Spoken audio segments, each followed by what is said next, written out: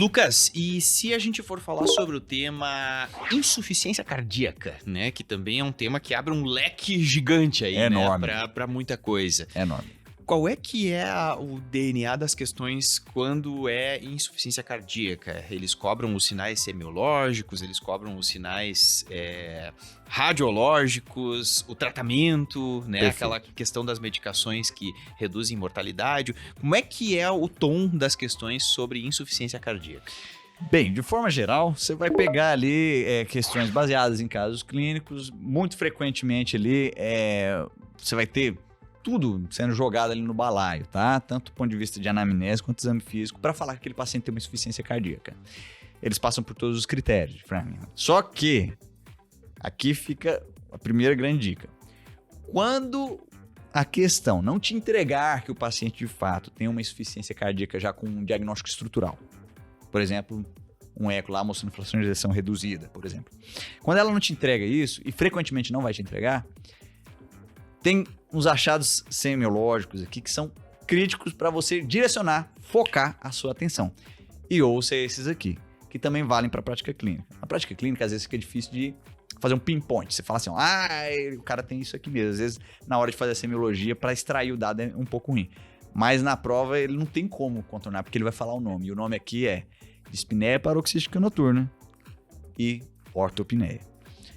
Você tá na questão, o paciente tá dispneico, tá desconfortável, pode ser de longa data, ou então um quadro agudo. Se a questão te falar essas palavras mágicas, foca que muito certamente é uma questão de insuficiência cardíaca. Por que eu tô falando isso? Porque não adianta você dominar tudo de C, do ponto de vista de terapia, de investigação, se você não consegue identificar que a questão está querendo falar que o cara tem uma insuficiência cardíaca. E esses aqui realmente são os achados semiológicos que são os mais gritantes em qualquer questão. Então, guarda isso aí no bolso. Porque dificilmente a pessoa vai falar desses dois achados, ou quem desenvolve a prova, né, vai te falar isso se ele não quer te jogar pro lado da insuficiência cardíaca. Então, isso aí é a dica de ouro, cara. Perfeito, excelente. E uma coisa que eles gostam de colocar nas questões também é sobre a B3 e a B4, né? B3 e B4 é clássica, né? Eventualmente, nas últimas provas, a gente vê pouco eles pedindo isso, mas como é uma associação bem direta, né? Então, uma IC, fração de ejeção reduzida, B3, e uma C de fração de ejeção preservada, B4, você tendo essa associação aí, já vai poder te ajudar eventualmente quando isso for cobrado, né? Mas eu diria que não seria tão importante quanto, por exemplo, o que a gente comentou aqui. Você sabia que ortopneia dispneia paroxística caiu na prova, ele tá te contando que é um IC. Independente de ser fração de ejeção preservada ou não, né? Então, esse aqui realmente é o que vai virar a chave no seu raciocínio. Você vai parar de viajar na questão e falar, opa, ele me contou, já sei pra onde ir. Apesar que B3, B4, né? Também, você encontrando, você já sabe onde já tá. fecha, né? Você sabe onde que tá.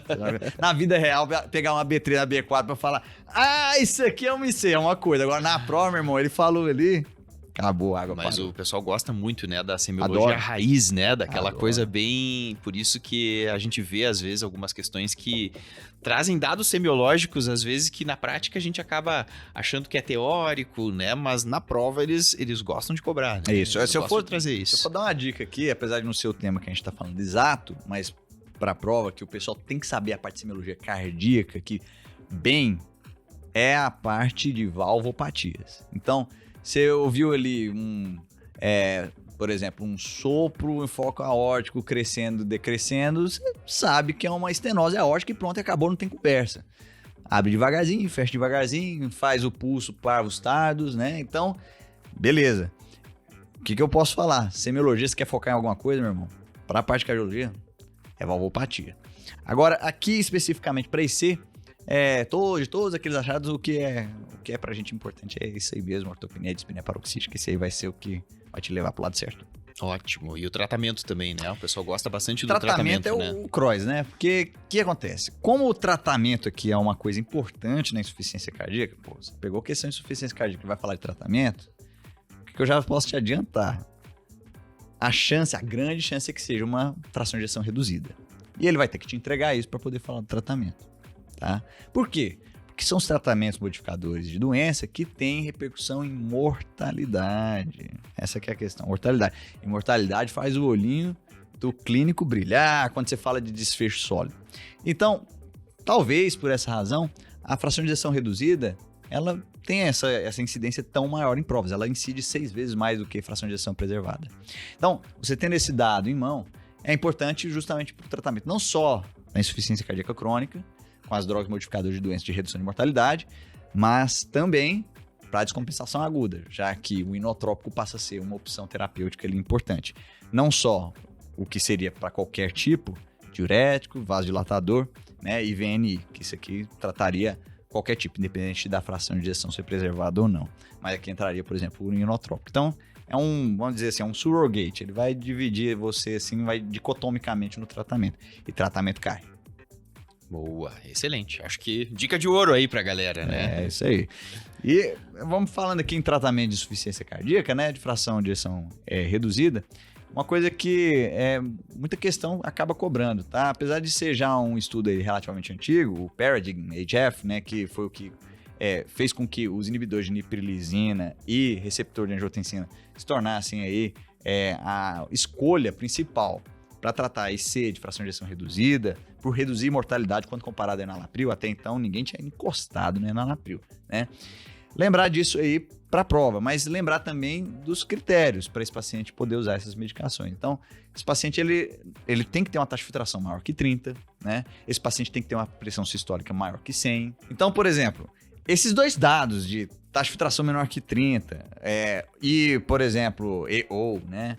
O paciente que já tem uma pressão sistólica menor que 100, esses dados aí podem ser o motivo de você, por exemplo, não entrar com sacubitrila valsartana. E entrar alternativamente com ou um nitrato com um vasodilatador, tá?